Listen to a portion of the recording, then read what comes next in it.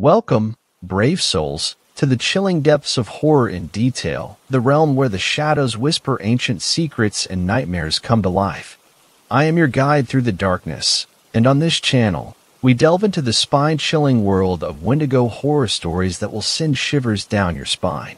First story. The Wendigo is hungry too. In July 2008, I believe it was the 30th, me and my buddy drove to Manitoba in order to pick some medicines for an upcoming sweat. So we get to west of Portage La Prairie and my buddy pulls into a gas station because he has to use the bathroom. I begin to doze off when all of a sudden I feel two cold and bony hands wrap around my throat. The smell of decay fills my nostrils and it makes my eyes water. I have been hunting quite a lot and I have of course stumbled upon animal carcasses rotting, but that is a smell I would readily prefer over the smell that this creature emitted. I can't move my head as I try to see what is on top on me. I can feel tears starting to run down my face as black dots started to dance in front of my eyes. Bang, bang, bang. I look over at the window of the truck and see my buddy smashing his hands against the window. He looks petrified and keeps screaming a word over and over, but I can't hear what it was over the ringing in my ears. I read his lips, and my blood runs cold. He is screaming the word, Wendigo. I think back to when I was a little kid, and I had stayed out past sundown on a bitter winter evening. My father is waiting outside. He has a scared yet stern look on his face, and he says, "You better get inside the house, boy. There are man-eaters in these woods." For years, I pester him over and over about what he was talking about, and that's when he finally tells me about the Wendigo. The ravenous spirits that look to possess weak-willed or starving people. They are cannibals born from the harsh circumstances of the great winters that have occurred. I remember my father said all you need to do is blow a puff of air at it, and if you are of pure and strong intentions, then it vanishes in search of its next meal. However, if you are a greedy and weak-willed person, it will possess you and make you into one of them. You will constantly crave meat, but only the flesh of man will satiate your hunger, but that relief is only a few moments. Then you will be on the hunt for your next meal, walking around the woods with a constant void in your stomach and a craving stuck in your mind. I turn slightly towards the beast and puff a breath in its direction. All of a sudden, the horrid smell of decay vanishes and the hands disappear. I feel an overwhelming urge to vomit creep up my throat, but I restrain myself. My buddy hops into the truck. We are both silent as we drive on. Our breaths are the only sounds to break up the silence. We drive for around 10 minutes before my buddy shouts, "What the fuck?" He slams on the brakes and screeches to a halt and almost collides with the car in front of us. The car turns around and we see what is causing the sudden blockage in traffic. A Greyhound bus is pulled over to the side and a bunch of shaken-looking people are standing beside it. Their gazes can only be described as a 1,000-yard stare. RCMP cruisers surround the bus. The red and blue lights dance on our windows. My buddy turns around swearing at the inconvenience, and we drive back to a shady hotel we had passed earlier. The whole way there I am sitting motionlessly. A sense of dread is ever present in my gut as we arrive at the hotel. We check in and start putting our stuff down when my buddy turns on the news. It's a pretty shitty television, but soon enough we see breaking news flash across the screen, and I stop what I'm doing. The news reporter looks shaken as she rattles off, "One adult male is confirmed to be dead in what is being called a frenzied knife attack." We are getting multiple reports of the suspect consuming parts of the male's body. The police have not commented any further. I look over to my buddy and he has gone ashen white. He looks over at me and says in a withdrawn voice, "I guess the Wendigo needed to be fed." The victim was Tim McLean. He was brutally murdered on Greyhound bus number 1170 by a man named Vince Lee, who was diagnosed as a paranoid schizophrenic.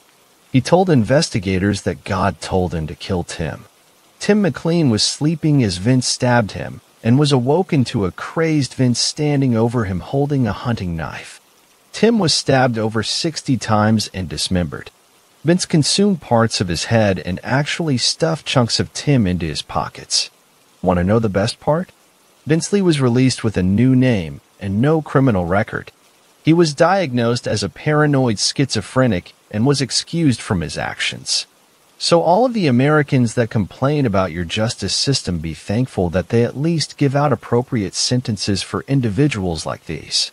To this day, I wonder if Tim McLean could see the crazed Wendigo staring back at him as he looked into his killer's eyes begging for mercy. Second story. I took my scout troop up north to earn their winter camping badges. I'm not sure what I'm going to tell their parents. Greg shit his pants. No, I didn't. And it was just a fart, asshole. Anyways, whoever smelled it dealt it. Right, Dad? Greg stopped farting on everybody and read the rules for the winter camping badge again, so that the whole troop knows what they're in for this weekend. I already read them. Well, do it again. Steve wasn't listening. I could hear him snoring from up here. Steve. Steve. Steve. Wake up, my dad said so. MMRF. Wake up, Steve. We're going over the rules again for your personal benefit, okay? MMM. Yeah. Okay, Mr. Grep. I'm awake. For winter camping honors, scouts must erect a tent in the snow and spend one night outside during winter months. Sufficient cold weather gear must be worn at all times, and the scout leader will verify. As he went on about the rules, I let my mind briefly relax and looked at the road ahead. Snow was piled up on either side of Highway 7, and the pavement was slushy but well salted. The landscape was so different up here in the winter, I thought to myself. I had only ever been up to the cabin in the summer. Ever since I can remember, I've been going up north every year to Bronze Lake. My family cabin sits at the end of a narrow peninsula which serves as a grassy driveway to our tiny shack of a cabin. No electricity, no running water, and no furnace. We would be chopping our own wood and building fires to stay warm. But the forecast had predicted mild weather, and we had plenty of blankets and warm weather gear. Be prepared, that's what they always say, so we brought all kinds of gear with us. I had gone for my winter camping badge when I was a kid and had fond memories of the experience. We had gone hiking and had snowball fights and made s'mores around the campfire. But this was different. I was suddenly realizing with dawning apprehension. I had gone to a scout camp, and there had been plenty of other people around. Not to mention a heated cabin to go into when we got too cold. The minivan had plenty of gas and could keep us warm in an emergency. Unless it breaks down, a voice in my mind said. I tried to shrug it off. Right, Dad? I realized my son Greg had been talking to me while I was zoned out. What's that, Greg? I said the turn is coming up soon. I almost missed it, but slowed down just in time and turned onto the gravel side road. Here we go. Another 15 minutes or so, and we'll be there. You guys excited? Yeah, came the timid reply from the back. Suddenly the five of them were so quiet. Could they sense my apprehension? What do you guys want to do first when we get to the lake? You want to go ice fishing or have a snowball fight? Snowball fight. The chatter started up again, and I was happy they were conversing again at least and seemed excited. The side roads were icy and more slippery than the highway, and I slowed down considerably to navigate them. I heard Gibson whining from the seat next to me and reached over to quickly stroke her fur. Our old Cocker Spaniel was getting up in years, but she had always loved going up to the cabin. Even she seemed nervous, though, I thought. Maybe she just needed to pee. We'll be there in a minute, Gibby, I told her soothingly. My words didn't reassure her. Instead, her ears perked up, and she suddenly sat bolt upright in the passenger seat. Her eyes were wide and looking ahead. I looked out the windshield again, just in time to see something tall and lanky ducking into the trees ahead. It disappeared into the woods and was impossible to see as we drove past. A hunter, I assumed, just a very tall one. The man was easily 7 foot. Gibson settled back down onto the passenger seat, and I turned onto Brookside Road. It was even less well-maintained, and the salt was sparse, causing the car to skid occasionally on the black ice. Continuing on this road for a while, I kept my eyes open for the sign that would turn onto Dreyeshoe Lane. The gravel would turn into just 2 ruts of dirt in the grass once we reached that turn. And in the winter with all the snow on the ground, we wouldn't even have that. I wondered if I would be able to drive up the steep hill that led to the cabin, or if we would have to walk the kilometer or so from there. "Here it is, boys," I announced, seeing the blue street sign they had put up the year before. "Drayshire Lane." Gibson sat up to look as well, and all the boys quieted in the back. We had been driving for hours, and they were anxious to see the cabin where we would be spending the weekend. I was surprised to see the gate sitting open. Mr. Drayshire had forgotten to close it, I supposed. Their property sat on the side of the road leading in, as did a few other cottages. We all knew each other up there. I wondered if somebody was up on the lake ice fishing. That would be a relief, I thought. Just to have someone else around would be nice in case of emergency. Seeing a car parked in the space beside the Drayshires' cottage made me break into a big smile. I wouldn't have to be the only responsible grown-up on the lake for the weekend. Even if we never interacted, just their presence would be reassuring. I rolled down the window as we passed and saw Mr. Drayshire coming out of his cottage. He appeared to be loading up his car to go home, I realized. My heart sank. So much for backup. "Mr. Drayshire, I guess we're just catching you on your way out." I called out the window to him. He appeared surprised to see us. He walked over to his car and put his suitcase inside hurriedly, then came over to the driver's side window of the minivan, taking quick little steps to avoid slipping on the ice. "Hello there, young Mr. Grep. And you've got the scout troop with you as well? I see. Very, good to see you all out here." He looked nervous, and his eyes met mine and locked onto them. "Can you help me bring a couple things out? I'm getting on in years, and my arthritis is acting up something fierce with this cold weather." "Sure," I said. It was strange. I had never talked to the man that much, but I was happy to help. I got out of the van after putting the parking brake on and left it running to keep the boys warm while I helped Mr. Drayshire. Following him inside, he closed the door behind us. "Listen," he said. "This is a mistake. You shouldn't be up here. You should turn around and go back. Just make up an excuse, say whatever you have to. But do not spend the night here." The old man was losing it, I realized suddenly. What the hell was he talking about? "What do you mean, Mr. Drayshire? We just got up here. We drove 5 hours to get here." I started backing away from him as he twitched, and I saw a bit of foamy dribble pouring from the corner of his mouth. I found the doorknob behind me with my hand. I turned around to look, and he was on me, grabbing my shirt collar and pulling me towards him. He screamed at me with his face reddened and his eyes streaming tears. "Do not stay the night, Tree. I'm begging you. The owls watch as insatiable wolves feast and foraging mushrooms run rampant." I pushed him off of me and ran back to the van and pulled the door handle, my feet slipping on the ice and almost sending me flying. I grabbed the door and managed to stay upright, then leapt inside and hit the gas, driving off as we heard the old man screaming at us from his doorway. "Don't stay here. It's going to get cold. There will be no one here to save you from him."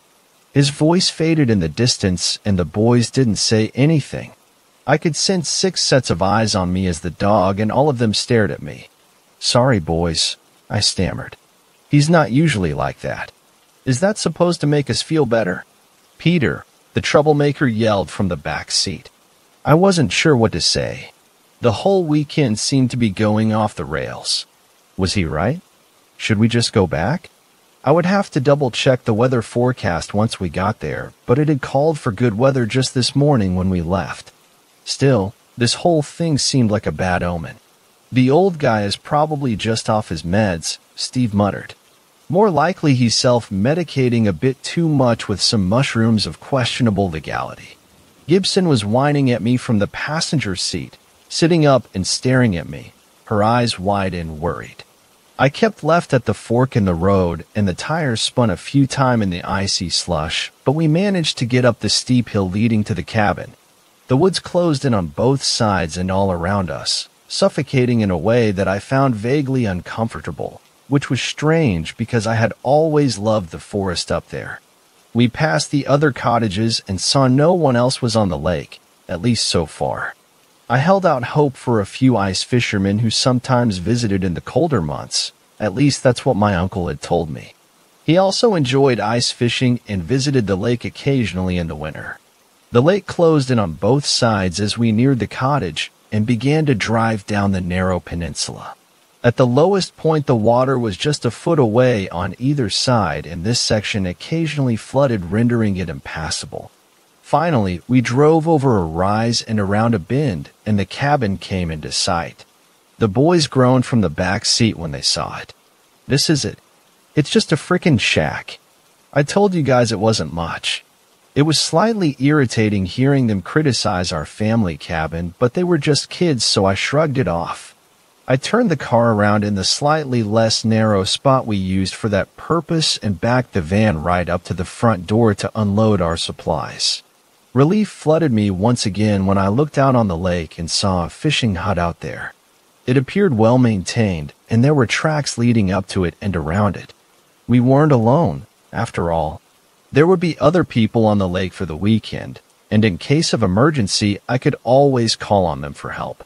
If the battery died in the minivan, for instance, it wasn't like we could call roadside assistance out there. And besides, the cell signal was spotty at best on the lake. "Look, boys, ice fishermen, maybe they can show us a thing or two on how to cut a hole in the ice." "What? You don't know how to do that?" Peter again. "My dad says any idiot can cut a hole for ice fishing." I tried to come up with a snappy remark, but came up empty. Instead, I settled for muttering something under my breath and getting out and slamming the door behind me. Damn kid was already getting on my nerves. Gibson was at my heels as I unlocked the door to the cabin and stepped inside. It was cold in there, but at least there was no wind. It was whipping pretty fiercely off the lake and felt brutally frigid out there. I went through the cabin and checked every room for wildlife and potential weather damage. We've always had problems with mice, and occasionally bats would get inside. But the place was fine, and there hadn't been any damage from early winter storms. Just the standard scatterings of mouse turds, cobwebs, and spiders. The first goal in my mind was to get some wood in the fireplace and start to warm up the cabin. We would keep it burning at all times, and I would have to keep reminding the boys to stoke the fire and to keep the front and back doors closed so the place stayed warm. I went out the front door and found the boys were already building snow forts at a distance of about 15 feet from each other. They were amassing piles of snowballs for an impending battle as well. Since there were 5 of them, it would be 3 on 2. Slightly uneven odds, and the snow forts were already showing signs of that, since the one on the right was already larger. No sense interrupting, I decided, and just fetched the wood myself.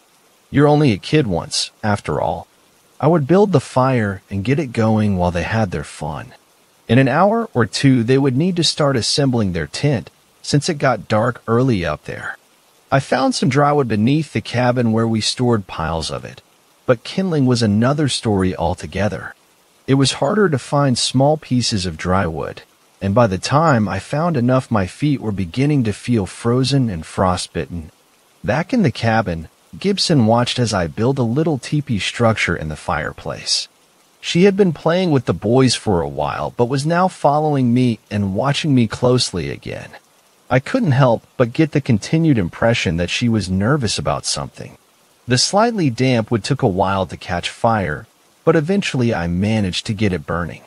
I would have to keep an eye on it, I realized, as it was being temperamental at times.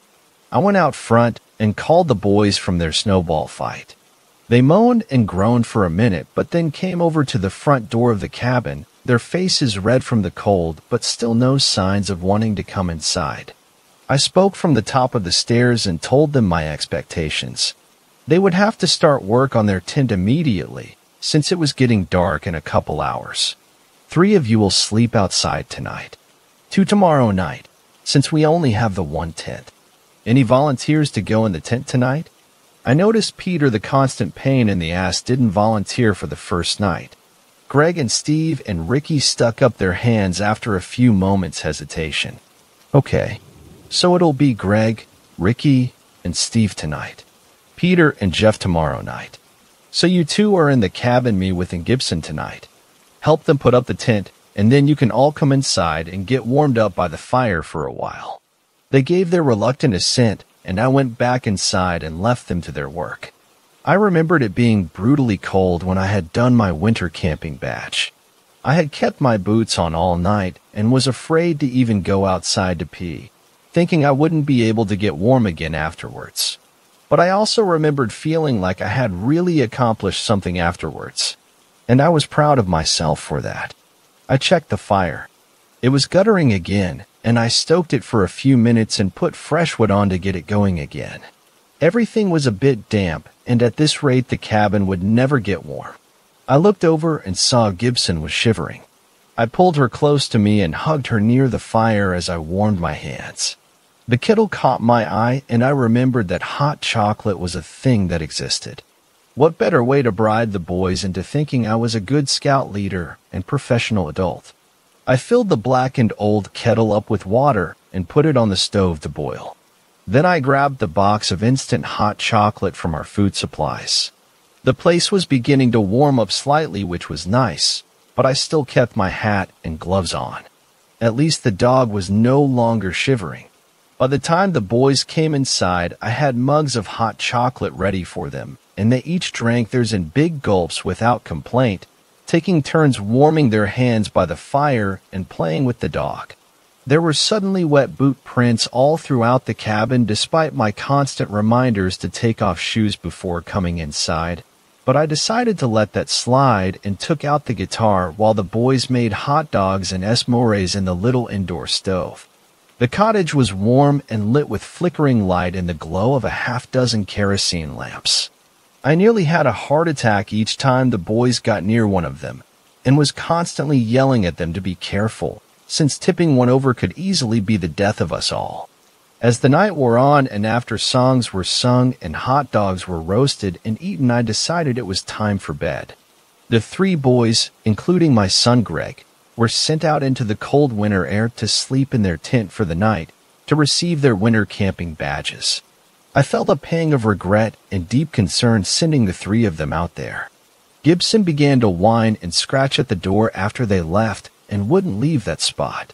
She fell asleep on the damp welcome mat later that night. I had a very difficult time falling asleep. The fire kept going out, and I kept getting up to put more wood on and to try and get it going again. Gibson eventually got too cold and came over to the fire while I was poking it trying to coax more heat from the embers. She was shivering, and I brought her up onto the sofa bed with me. Peter and Jeff were sleeping in cots near the fire and looked warm enough in their sleeping bags, but I was freezing, since I kept having to get up to manage the fire. I managed to fall into a fitful sleep and had a terrible nightmare. There was something clawing at the windows and doors of the cabin. The wind was howling outside, and the fire had long ago gone out. In my dream, I stood up from the bed and saw the 2 boys were frozen to death in their cots. They were blue with hypothermia, and there was frost everywhere inside the cabin. The windows were covered in ice, which was spreading rapidly, like a fungus, and fast forward. Scritch, scritch, scritch. Someone or something is scratching at the windows and the doors on all sides. The sound is like nails on a blackboard, like something with talons or long claws dragging them across the surface. My heart is pounding. My throat is dry. I woke up and sat bolt upright, my body covered in cold sweat. Scritch, scritch, scritch.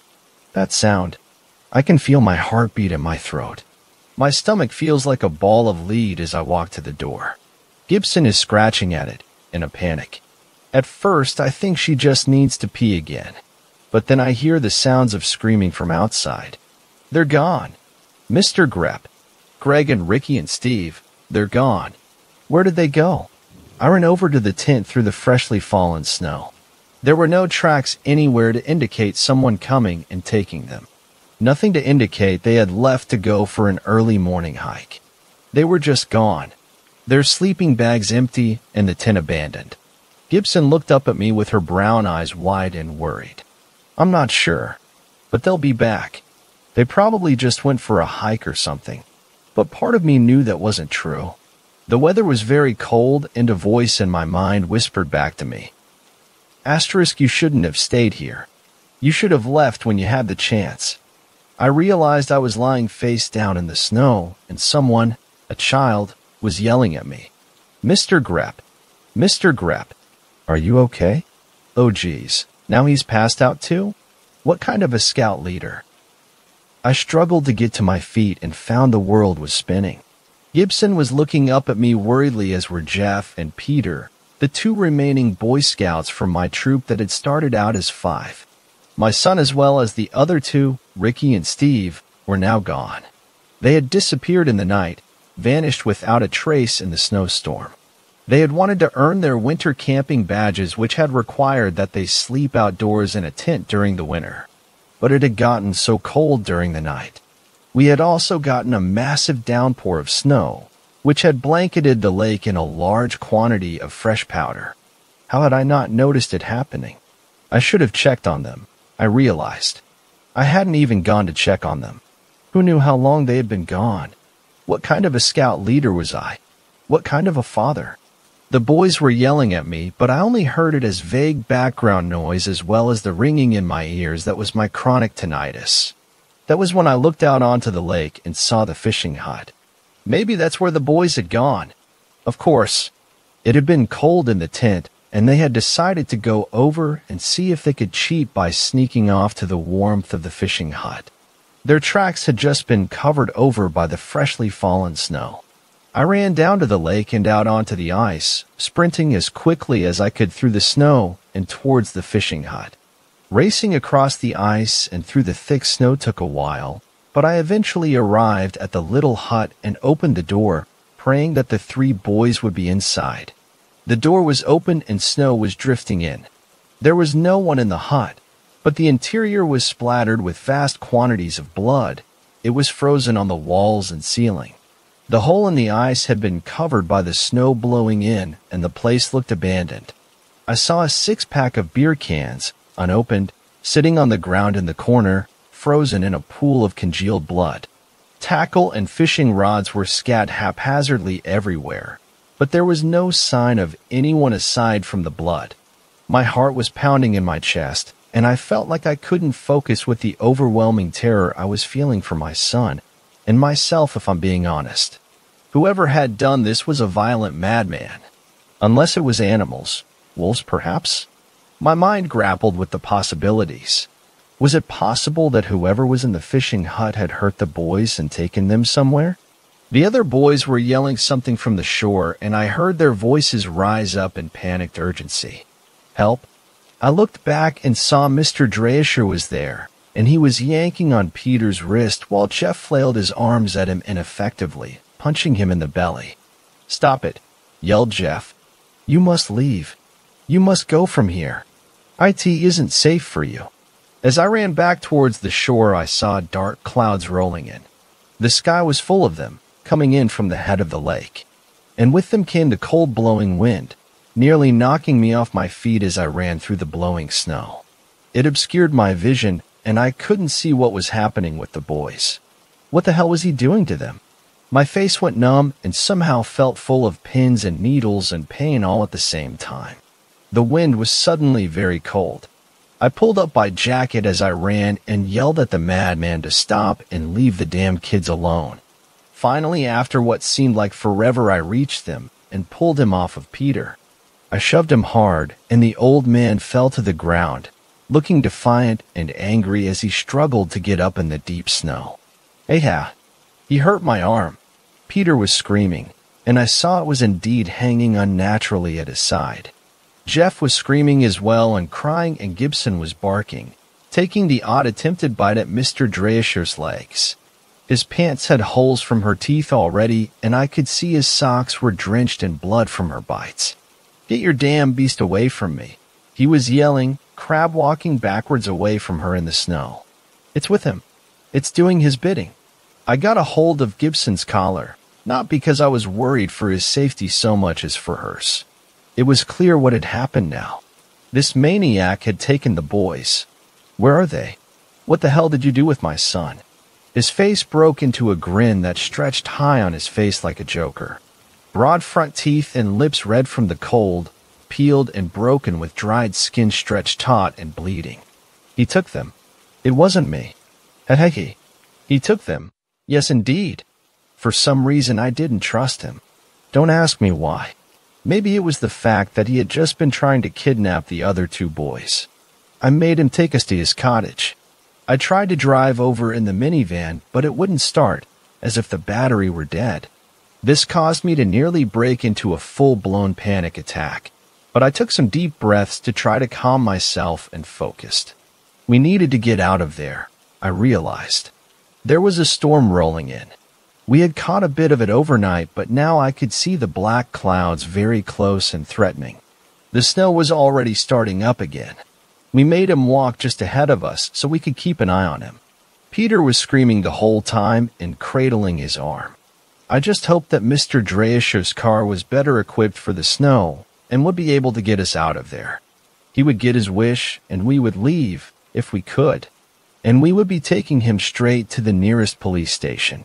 But when we arrived at his cottage after a long trudging walk through the snow, the boys weren't there. We searched the whole cottage and found nothing. I questioned him about it some more, but it was clear that he wasn't talking. I was worried perhaps he had hidden them in a shack out in the woods somewhere, or perhaps in a different cottage that he had the keys to. I worried they could be tied up somewhere, freezing to death, getting colder by the minute as this maniac stalled us with his bullshit.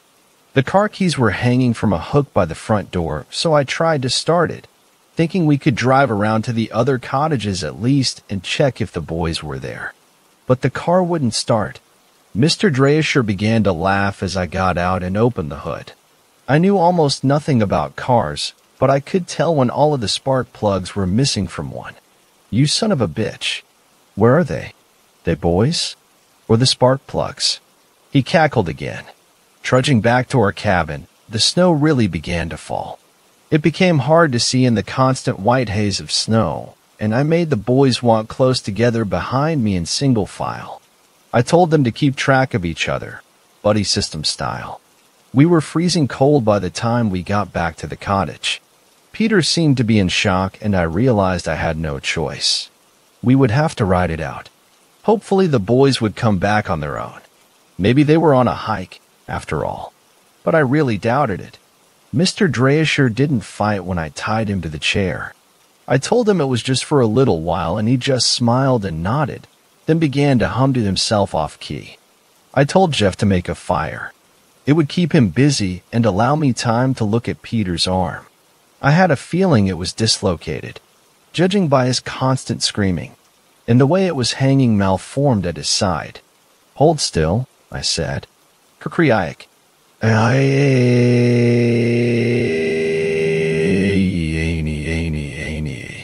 I hate you. I hate you. I want to go home. Peter was pissed. I couldn't really blame him. I had dislocated my shoulder once playing football, and the coach had popped it back in on the sidelines. It was not a good time.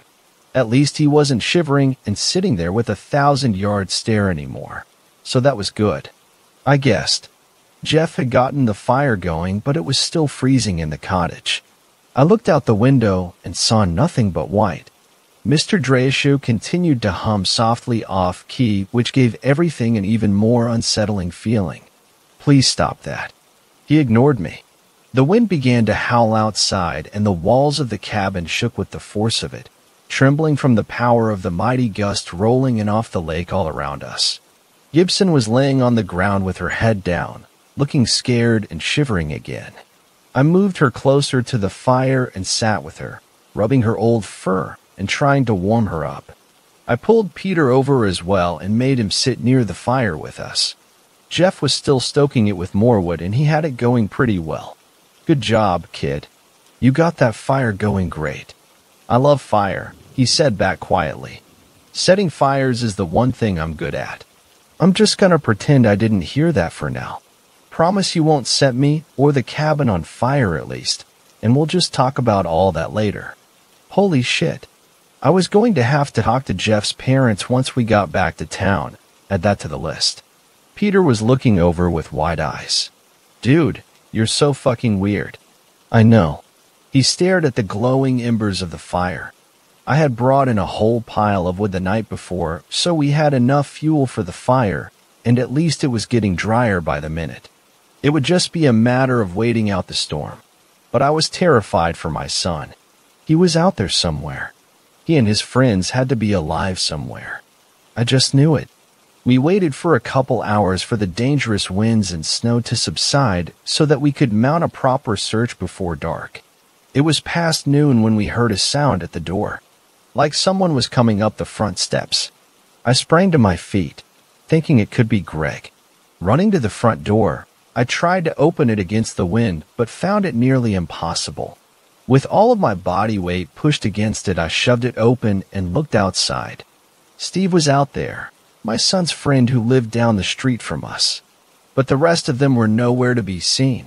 I ran down to help him up the stairs, and that was when I saw that his left eye was missing. The orbital socket was an empty hole and was weeping blood. He was swaying on his feet and looked exhausted. His coat was ripped to tatters and his face was bloodied. He was talking like he had a concussion, slurring his words as he spoke. He came for us, Mr. Grep. He just came right in and picked us up like it was nothing and carried us away. He made me watch. He made me watch. He broke down into sobbing, and I picked him up and helped him up the stairs. His nose was bright red and crusty with frost, as were his cheeks, eyelashes, and mouth. I brought him over to the fire, and he recoiled at the sight of Mr. Dreischer tied to the chair in the corner. Was it him? Was he the one who took you? No, not him. The tall man. Mr. Dreischer leaned forward and spoke softly to the boy. You saw him. You saw him, and he let you go. That means he's coming here. Because he doesn't let anyone go. Not ever. Just lets them go back to their friends for a little while to tell their story, to make them more afraid. He loves your fear, almost as much as he loves the cold, and the hunger of his victims. Keep your bellies full. Don't be afraid to eat in these troubling times, now. Trust me, you will want to keep full. My stomach growled, and I heard a loud scratching sound coming from the kitchen window. Then from the back door. Then the front door and the side and all around us all at once. It was the sound of nails on a chalkboard, the same as in my nightmare. What the hell is that noise? Peter whined. The sound of the howling wind and scratching sounds combined with the laughter of Mr. Dreischer, the nervous barking of my dog, two boys weeping, and not to mention the crackling of a fire being poked by a burgeoning young pyromaniac. What exactly had I gotten myself into? Third story. Winter camping with Wendigos. We were trapped inside the cabin during the worst snowstorm I had ever seen in my life. Peter, the eldest of the 3 remaining scouts in my troop, was still nursing his dislocated shoulder and watching Jeff, the young pyromaniac, while he stoked the fire with an absent look in his eye. Mr. Dreischer, my deranged neighbor, was still tied to a chair and humming a tune that sounded vaguely familiar, but I couldn't quite place for a while. Then I realized what it was. The theme song from Price is Right, Son of a Bitch. That song was catchy as hell. Pretty soon I'd be humming it too. There were also the desperate and insistent scratching, clawing, scraping sounds coming from every door and a few of the windows. It sounded like animals, and the noise was becoming more desperate by the minute. Despite how fucked up all of that probably sounds, my main priority at that moment was to tend to Steve, the boy from my scout troop who had just returned from the blizzard that was raging outside. Black clouds were overhead and the trees were being blown sideways from the gusts off the lake. What happened out there, Steve? Where's Greg and Ricky? You said the tall man took them. Took them where? I realized I was bombarding him with questions and stopped to let him speak. We were in the tent. Both of us woke up back off at what the cold all of a thud in. That was when we heard the screaming. It sounded like it was coming from the lake. We were about to go to the cabin and get you, but we were scared that it was Wolvith or Tommy thing, and that they'd get us if we left the tent. He stopped and looked at the front door where the scratching and clawing sounds were loudest. What the hell with that, Mr. Grep? What th at the door? I don't know, Steve. And I don't think I want to know. Just keep talking, Let's try to ignore all that for now. We're safe in here." I think they could all sense the doubt in my voice because they each looked at me, including Gibson, my loyal dog who was sitting on the floor by my feet. She had been growling low and quietly the whole time, but just then stopped to look at me with her big brown eyes. I stroked her fur reassuringly and urged Steve again to continue. "The man. I don't know if he really was a man, but he kind of looked like one. He unzipped the tent and came in hide and grabbed us up, just scooped us up with his giant arms. He was though tall. He grabbed us, and no matter how hard we fought, it didn't matter, he just dragged us away through the snow. It was coming down though hard, I could see it covering up our track fade. We got carried away, and I was worried you wouldn't find us, though I kept track of things like you taught us. I looked for landmarks." "Good, son. That's damn good work. I'm so sorry this happened to you. This is all my fault. I should have never brought us up here." Mr. Dreischer stopped his humming to chuckle quietly to himself. "Huh. I told you, but you wouldn't listen," he said in a sing-song voice. "You could have gotten away if you'd only listened. I can't believe what I'm saying, but I actually have to agree with the old guy, Mr. Grepp. You fucked up. You fucked up bad. Watch your language, Peter. Keep going, Steve. What happened after that? Where did he take you boys? Where's Greg? Is he still alive? Please let him be alive. I think, though." His eyes looked far off and confused suddenly. "Ricky? He not, though. Ricky dead, Mr. Grepp. I thaw him. Rip out his throat and took it into death and swallowed them up. He ate them. Ate it into death. Why did he eat them, Mr. Grepp? What the hell is it? It's not a pert hon, Mr. Grepp. It can't be a pert hon." The answer for that I couldn't think of. I didn't know enough about these things. I'd heard of snow monsters and Wendigo, but knew little about them. Abominable snowmen and creatures born of the frost and cold were a mystery to me. But that seemed like what we were dealing with. Something supernatural. Something out of lore and legend lost to time and believed to be a myth. Suddenly the scratching sounds from the windows and doors stopped. I realized what it had reminded me of. The dog when she wanted to come inside from the backyard after a pee on a cold day. There was a loud thud and a bang from the front of the cabin, which shook the whole structure on its foundations. I heard the sound of tearing flesh and blood splashing. The sounds of something being devoured were plainly obvious. The crunching of bone and slurping and gnawing noises were loud and easy to overhear. Something had been trying to get in. Not to get at us, but to get away from that thing. And whatever it was just outside now. It's coming for you. Next. The beast is just outside. He's always hungry. No matter how much he eats, for it only makes him leaner, taller, and more ravenous. He is ancient and empty inside. Mr. Dreischer was really starting to get on my nerves. How about I throw you out there and see if that scares him off? I half joked.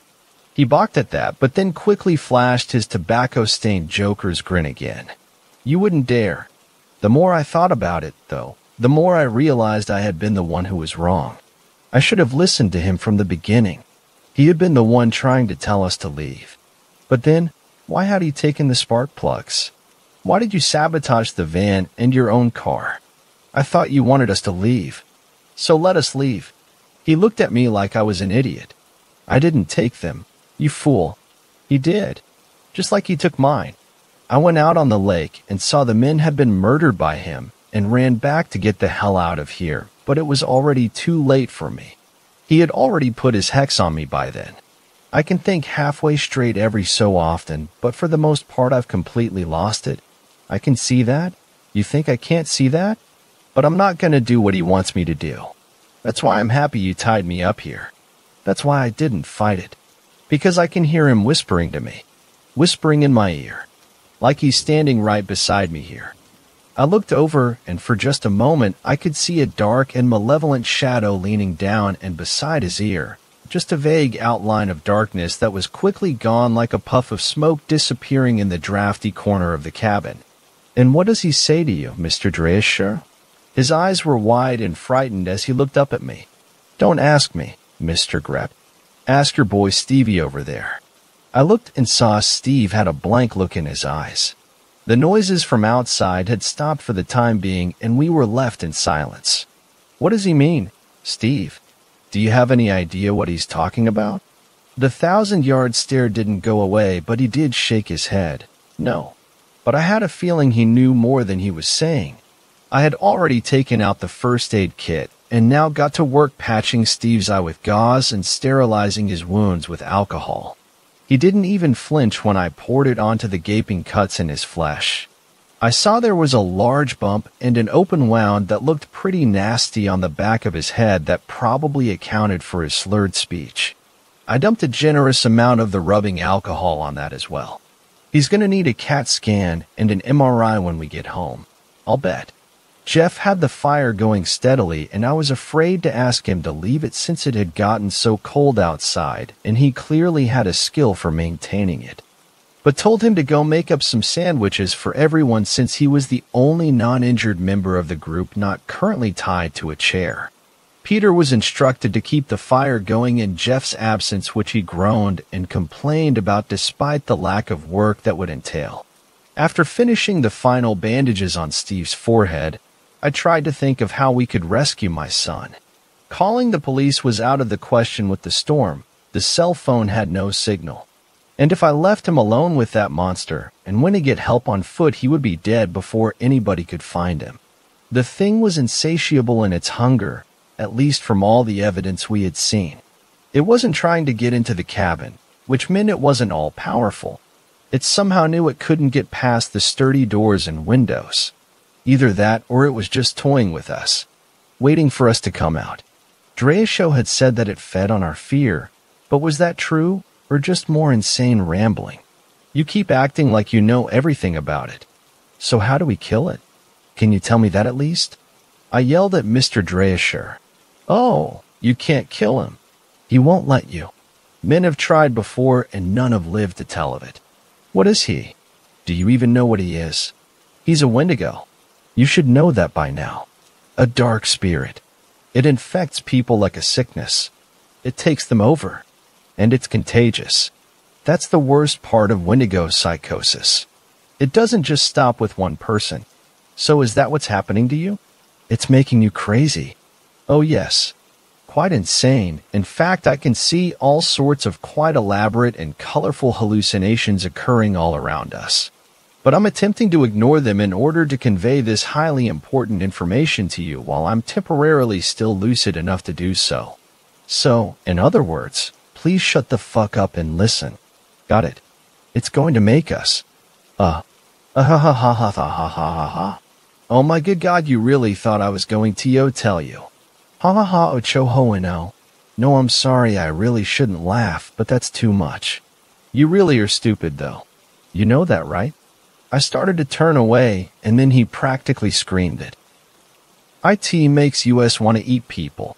Num num inum, eat you up yum." Fucking Mr. Dreasher. He managed to distract me for just long enough. The wind began to howl outside again, and I noticed that Steve was gone from his seat. I thought at first he had gone to help Jeff make sandwiches right after I had finished his bandages. The little bugger had slipped away quiet as a mouse. Something about that unsettled me, though. It didn't sit right. Why would he have disappeared like that without saying anything? Thump. That was when I heard the sound like a meat cleaver coming down on a thick primal cut. I got up from my chair on trembling legs and walked towards the noise. It came again from the pantry. Thump-thuck, thump-thuck, thump-thuck. Then another noise. A sound like someone chewing on a very tough steak, gnawing on it, trying to get through the gristle. The darkness in the little pantry room was difficult to see into. I pulled out my flashlight, and it reflected off one inhuman eye that glared back from the recently rescued little boy's face. Steve's mouth was bright red with blood, and I saw Jeff was on the ground beside him, dead, lying in a pool of his own blood. There were parts of him missing. His right hand was gone, and I saw that Steve was chewing on it, like a drumstick, taking big bites from the palm of the hand like it was fried chicken. Oh fuck. Steve's eyes flashed in the darkness, and I heard him make an animalistic hissing noise as I stepped backwards, unsure what I was going to do next. He held a large cleaver in his hand that he had snatched from the knife block back there, and I realized that I was unarmed and unprepared for this. "Hell no. I'm out of here, man," Peter suddenly yelled from behind me. I realized he had snuck up and had witnessed the grisly murder scene unfolding in the storage room. He ran to the front door and unlocked it, then was gone out into the snow, leaving the door hanging open behind him. "Peter, come back here." We were both still in our coats and boots because of the cold inside the cabin, but it was a raging blizzard nonetheless. I was worried he was going to die from the elements, if not from the evil Wendigo roaming around. Both seemed equally likely. "No, I'll take my chances out here. Maybe I can make it back to the road and get somebody to take me home, but I'm not staying here and dying with you." He backed away as he yelled at me, his voice muffled by the howling winds and gusts coming off the lake. I ran out into the snow and followed after him, hearing the laughter of Mr. Dreasher turn to horrified screams behind me before they faded in the howling winds. The snow was deep, and it was blowing in my face, making it difficult to see. I fell down face first suddenly after stepping awkwardly into a hole with my boot. When I got up to look and see how far away Peter had gotten, I was horrified to see him being picked up by a giant man who appeared to be at least 12 feet tall. He was gaunt and terrifying, his mouth hanging open as he looked back at me and roared. Peter thrashed and screamed as he carried him away, and I chased after them, sparing a glance back at the cabin where I had left the door open in my rush. I saw my dog following after me.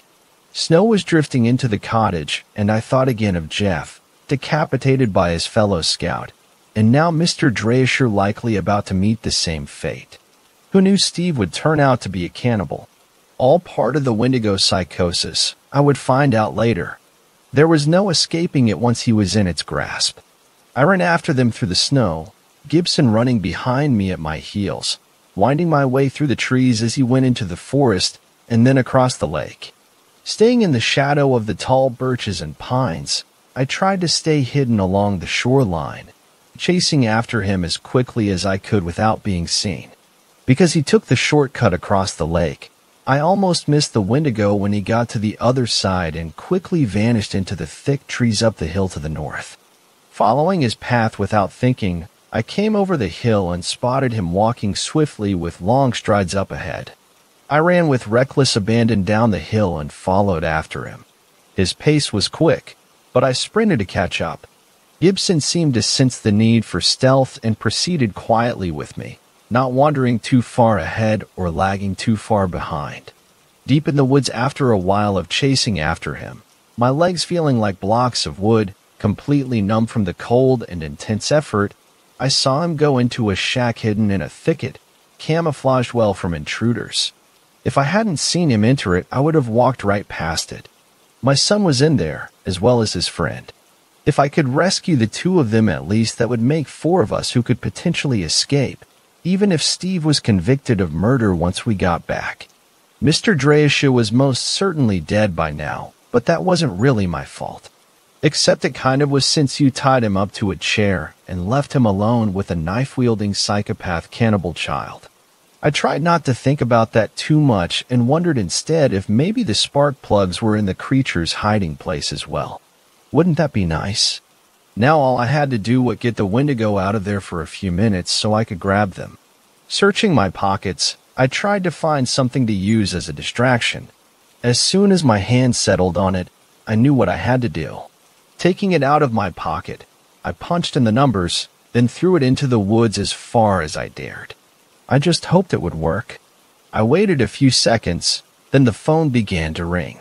Quietly at first, then louder and louder.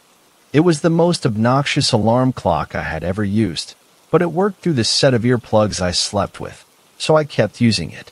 The sound blasted through the forest and caused the Wendigo to run out of his hiding place. Clearly this creature valued privacy above all else, and the alarm clock on my phone was giving away his hiding place. He darted into the trees on his long legs, and I took my chance immediately. I ran into the shack and found Greg and Peter both tied to chairs and gagged. It was a good thing they both were wearing thick winter coats, but regardless, they appeared severely hypothermic, especially Greg. His face was bright red and his eyes were glazed and looked far away into the distance when I picked him up. He made no sound of happiness or surprise at my arrival. Peter was the same, listless and quiet, without expression of joy or happiness at our potential escape from death. Despite my concern at seeing my son looking this way, I gave him a big hug and was overjoyed to see him. I tried to tell myself he was just in shock. The spark plugs were sitting on a table in the small shack, and I grabbed them and stuffed them into my pockets. I took the boy's hands and we ran away from there as quickly as we could while my cell phone alarm continued to blare in the woods. I heard a loud crunch, and it stopped suddenly. We bolted through the forest until we were far away from there. Even though the boys didn't seem to have much spirit left in them, their desire to escape was obvious. It wasn't until later that I found out why. Once we got back to the car, I realized he wasn't chasing us anymore. It was like he had just let us go. I put the spark plugs back in after surveying the bloodbath inside the old cabin. Steve had surprisingly left Mr. Dreischer unharmed. We found him sitting cross-legged on the floor in the pantry, snacking on pieces of Jeff. The two of them seemed unbothered by the freezing temperature and had not bothered to maintain the fire. They seemed to enjoy the cold. He didn't react when I told him it was time to go home. Gibson jumped happily into the van, wagging her tail, but then whined with disappointment at our lack of progress once she was inside. The spark plugs worked fine, and it started up no problem, but the van wouldn't move in the snow. I tried and tried, but it wouldn't budge. The blanket of snow was so thick that the van was stuck in it, despite all efforts to rock it back and forth to gain momentum. The clearance on it wasn't high enough, so there was no chance of us getting out of there without help from someone, unless the snow stopped coming down and melted away considerably. If we risked walking back to the main road and trying to flag down a car, there was the chance of risking hypothermia, since it was a very long walk and the weather was dangerously cold. I brought the boys back inside the cottage, and they didn't even scream at the sight of their dead friend who had been partially dismembered laying on the pantry floor in a pool of blood. The place smelled coppery like pennies as I shut the door behind me and locked it. It looked like we would be spending the night in the cabin once again. I realized as I saw the sun was going down, and it was suddenly difficult to see inside the cottage. I would need to light the kerosene lamps and get a fire started, but at least now I had my son back, I thought to myself with little relief. For some reason, although he looked like him, I had my doubts about Greg suddenly. This boy was no longer acting like my son. Gibson seemed to notice it too. He acted indifferent to her while they had always been best friends. She was growling at him quietly from under the table as he stared off at nothing. There was one other thing I couldn't help but notice. It looked like he'd had a sudden growth spurt overnight. He appeared taller, thinner as well. Fourth story. My hometown is missing. I have spent the last hour Googling the name of my hometown. Nothing is there. All of the local schools, all of the local restaurants, gone. Even my social media is messed up. I can't find any of my friends online. I can't find anybody. I'm actually kind of freaking out about it. Has anybody ever experienced anything like this before? Don't believe me? Try it yourself. Folleton City High? Gone. Folleton Middle? Gone. Folleton Elementary School? Gone. Folleton City College? Gone. That fucking preschool behind the tire place and next to that McDonald's which my mom took us to growing up? You get the idea. All gone. Thousands of people. Dozens of places. I can't find information for anybody. It's like we disappeared. I can't even reach the cops. I wish that were the only problem. My family and I woke up this morning to a total blackout. Every single house on the block lost power. That does tend to happen out here in the valley, often enough that my older brother Mark rigged his computer to get a connection via satellite. The two of us are currently crouched beside the generator, desperately trying to get a handle on the past few hours. My parents are panicking. They won't say anything. They won't say why, but we have our suspicions. I saw something in the woods last night, right before the power went out, when it was still dark outside. Mark woke me up and pulled me over to his bedside window. He pointed frantically into the trees behind our house. It was raining. The mist made it difficult for my eyes to adjust. But after a moment, something big, we only agree on something big, darted towards the neighbor's back porch. A thick branch fell in its wake. Then somebody screamed. My parents rushed into the room right at that moment. I guess they heard the commotion and freaked. Mom beckoned for us to get away from the window. I gave in right away, because my parents can be scary when we don't listen, but Mark lingered there a little while longer. I didn't see what he saw. Mark whispered that he saw somebody running. He said it looked like they were running away from something. My father turned off the lights. I found that odd and pushed my brother aside. He squinted out the window in silence.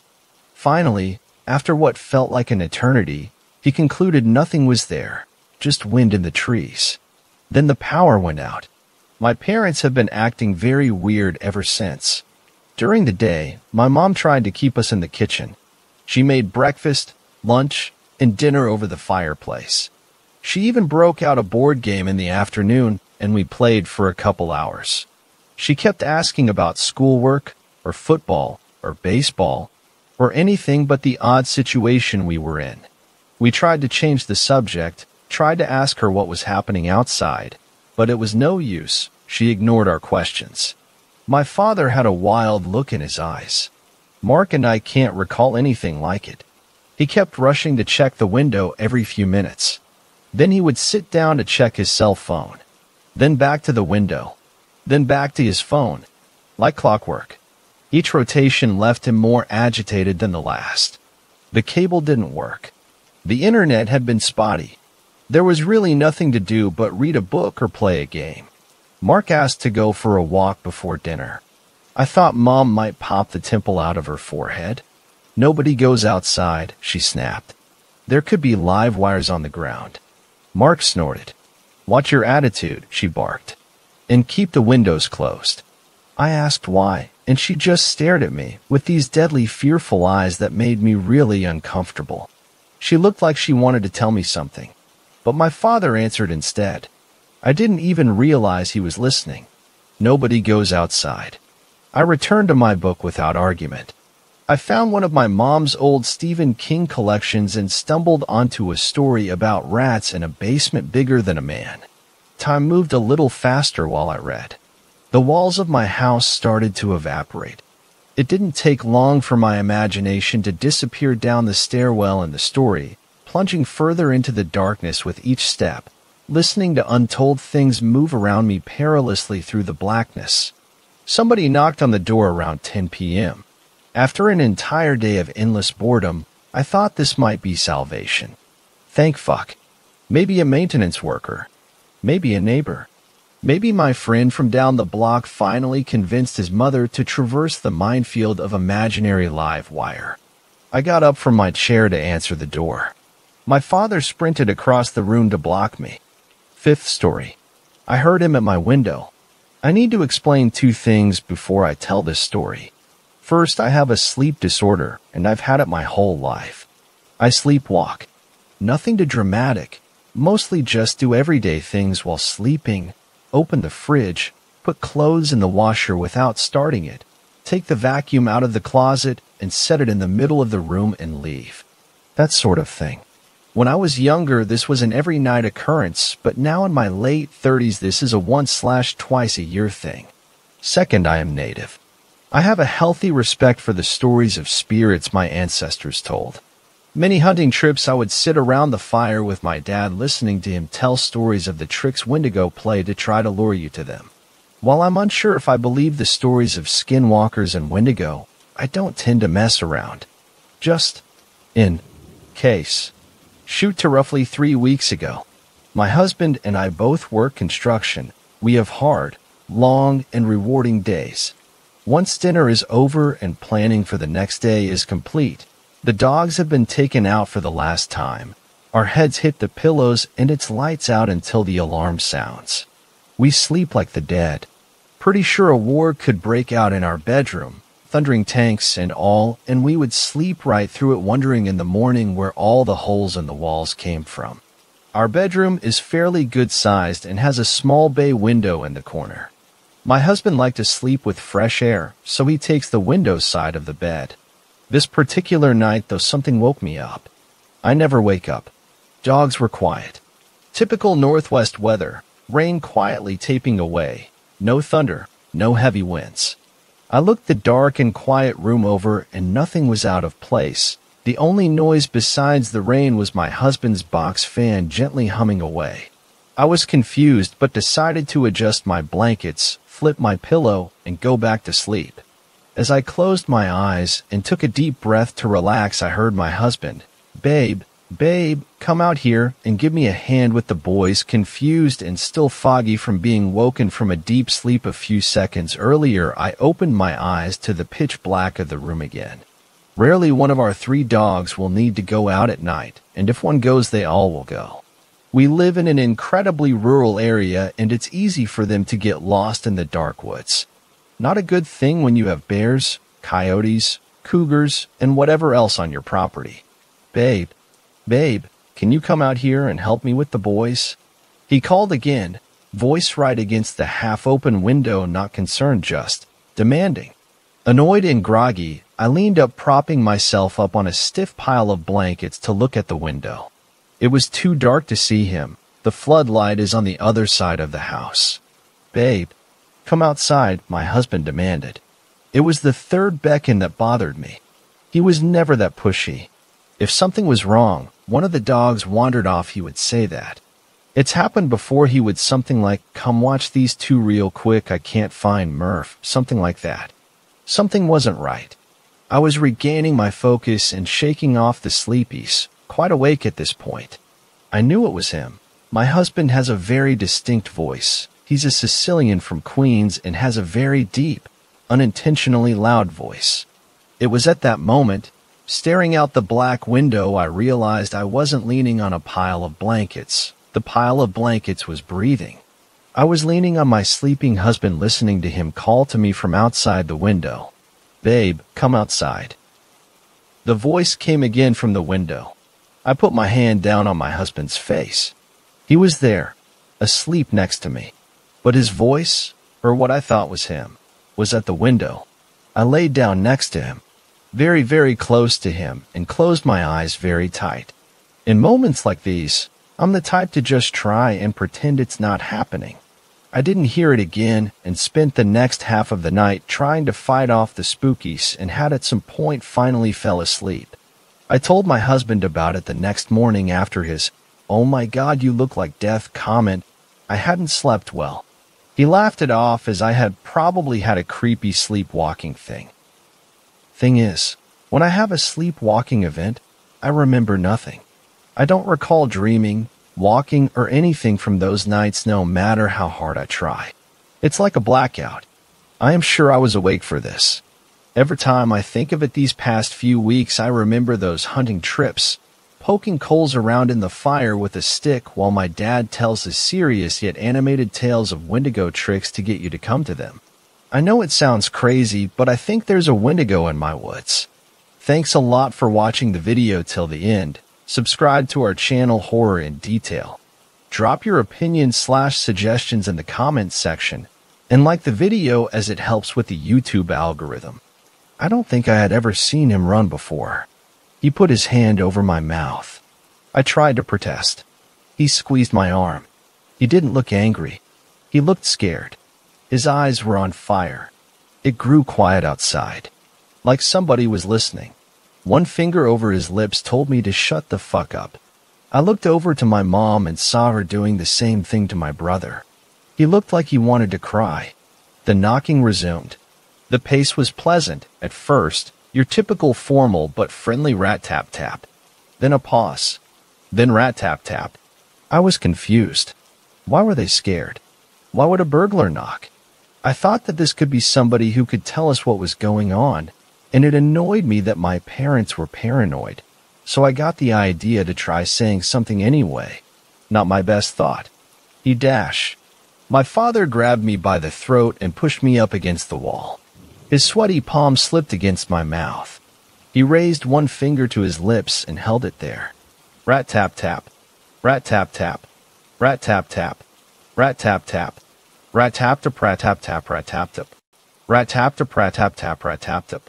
My brother whimpered in the corner. The door hinges whined from the pressure of the knocks.